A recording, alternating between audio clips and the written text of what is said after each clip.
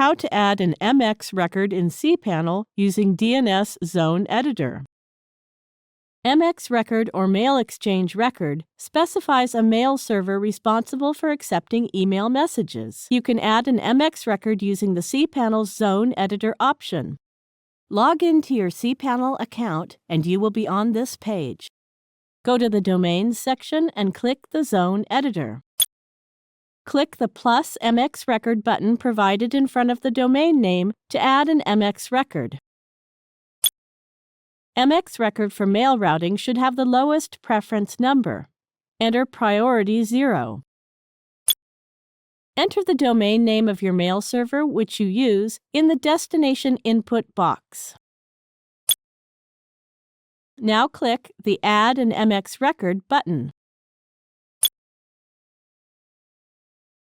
That's it. We have successfully added the MX record for the domain example.com.